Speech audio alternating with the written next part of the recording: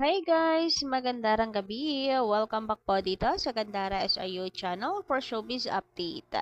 Andito na naman nga po akong muli, nagbabalik, nagmamaganda po ninyo kachismosang Kim Pao upang magatid sa inyo ng latest update and fresh happenings patungkol kay Kim Chu and Paulo Avellino. And para nga po sa gabing ito ang tatalakayin natin at pag-uusapan ay may kinalaman po dito sa first movie ng Kim Pao. So, naniniwala ba kayo natatabo ng 1 billion ang kita ng first movie ng Kim Pao? So, manifesting, di ba? Sana nga, para napakaganda po ng Benamano ng taon na para po sa Kim Pao. So, para tuloy-tuloy din ang projects ni Kim and Paulo na atin po nawang hinahangad na hindi po matapos yung love team nila kasi hindi pa tayo sawa at hindi naman tayo magsasawa. Tayo nga po yung nagkikrave ng teleserye pa ng Kim Pao para araw-araw po natin silang mapapanood. Nakakamiss sila na panoorin araw-araw. Anyway, before that sa mga di pa po nakasubscribe, meron pa pala yung tungkol po sa ang Kim Pao daw nag-date sa isang non-showbiz Christmas party. Huy, ano kaya yun? Saan kaya yun? Family Christmas party kaya ito? Huy, grabehan. Nakaka-excite naman, nakakakilig at the same time. But before that, sa mga di pa nakaka-subscribe dito sa ating channel, maaari lamang na pindutin po rin yung subscribe button ang notification bell para maging updated po kayo at ma-notify tuwing may bago po tayong chika at balita hinggil sa Kim Pao. Basta mga balita na may kinalaman po kay Kim Chu and Paulo Avellino, sagot na po natin yan. And ngayong gabi nga, ngayong araw nga, finally, nagpakita na rin po si Kimi, pumasok po siya sa Showtime, ngunit na bunot naman po agad. Paborito talaga nilang biruin itong si Kimi. Paborito talaga nilang topic itong si Kim Chu. Nakakatuwa din kasi talaga yung reaction nitong si Kimi. Hindi makapalag eh. Anyway, gustong-gusto yan syempre ng mga fans. Na-miss ng mga fans si Kim and Paolo kaya nakakatuwa pagpasok niya may payuda agad. Anyway, sabi naman po dito ng commenter natin na si Miss Jelly Beans, magandang gabi, I agree with your comments, Miss Gandara. Nobody knows Kim Pao better than themselves. No judgment to both.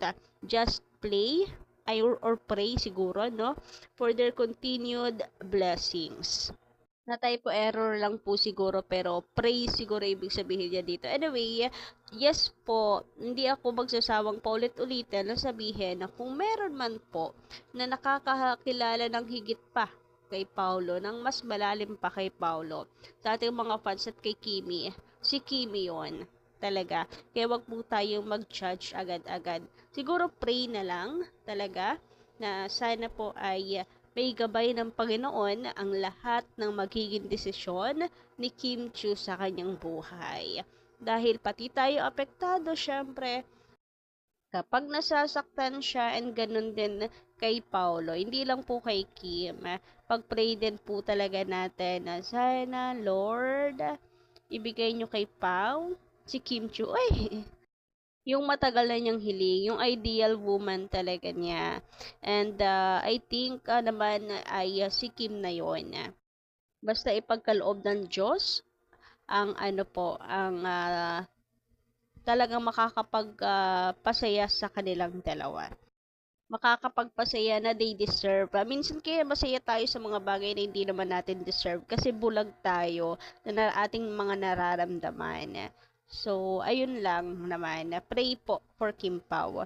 Sabi naman dito, tama si Kim lang ang nakakaalam kung ano ba talaga. Mura po kay Miss Rebecca.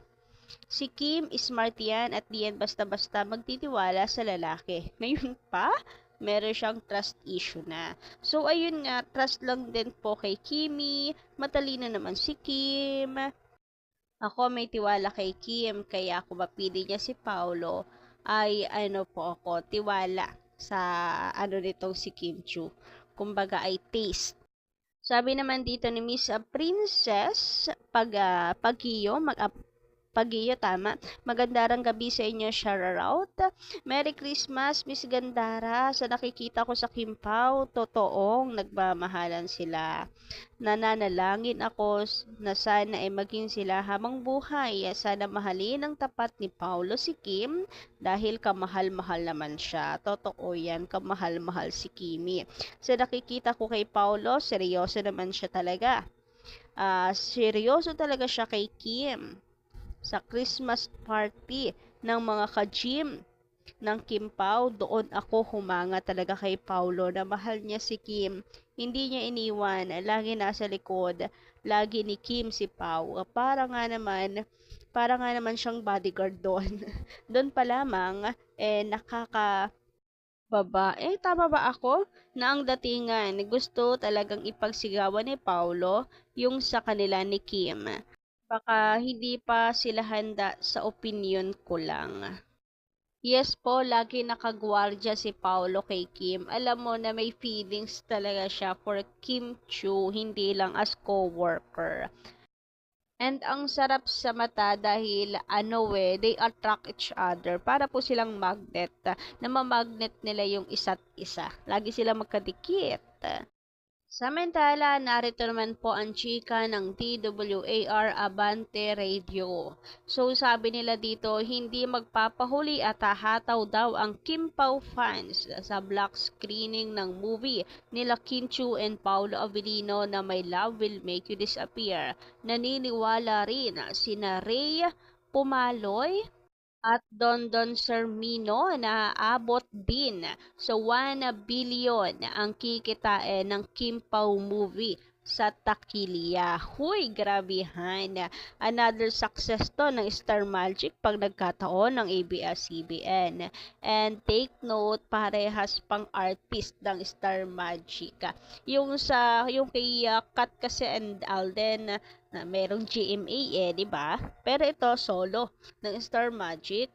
Kung aabot po ng 1 billion, nako ay maraming salamat. Ang sarap sa tenga pakinggan. And tayo rin naman naniniwala. Basta tayo ay kapit lang at sumuporta sa Kim Pao ng paulit-ulit.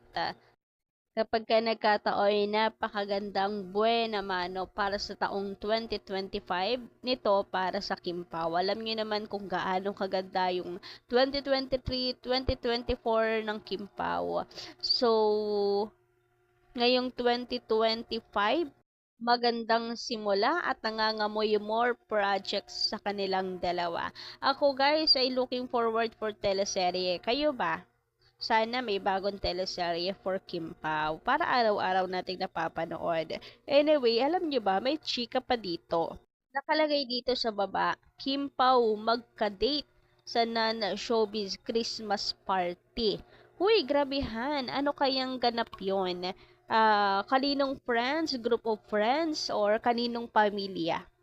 Pamilya ni Pao o pamilya ni Kim, may pa-Christmas party ang peg. Hoy, grabehan yon. Kung magkasama ang Kim Pao, legit na legit, tanggap, and legal na legal ang Kim Pao sa family ng isa't isa. O, diba? Alam mo na, hindi naman kasi hindi mahirap tanggapin si Kim Chu sa family kasi napakabuti, maganda, mabait, disente, higit sa lahat.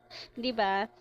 Baka nga dito sa pamilya ni Kim may kaunting pa-challenge. Pero pagdating kay Kimi, I don't think na may reason para hindi po nila tanggapin ng buo, welcome ng may hesitation si Kim Chu.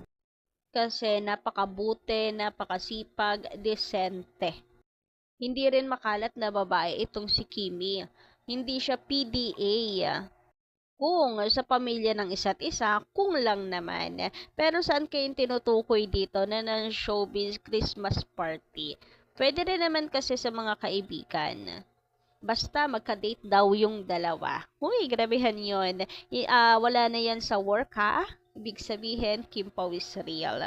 Samantala, sabi naman dito ni Miss Marites, kahit naman hindi sila umamin, kita naman sa mga galaw nila na sila na. Yung lagi silang magkasama, hindi lang yung simpleng magkaibigan at magkatrabaho. Respect na lang kay Kim at Pau. So yun, respect na nga lang daw po and know our boundaries as a fan ni Kim and Paolo. So yun lang po guys, ano inyo masasay patungkol dito, pa-comment ka lang sa baba.